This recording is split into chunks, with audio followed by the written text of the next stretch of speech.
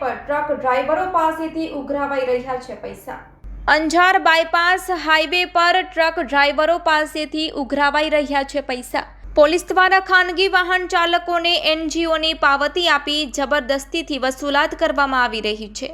જો વાહન ચાલકો એનજીઓની પાવતી આપવા ઇનકાર કરે તો વાહન ચાલકોને વાહન ડિટેન કરી કાર્યવાહી કરવાની ધમકી આપવામાં આવતી હોય છે।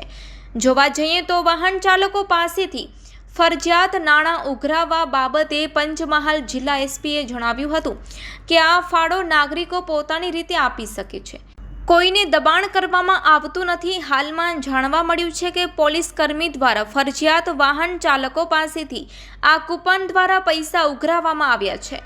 તે બાબતને ગંભીરતા લેવામાં આવે તેવું સૂત્રો દ્વારા જણાવવામાં આવ્યું છે।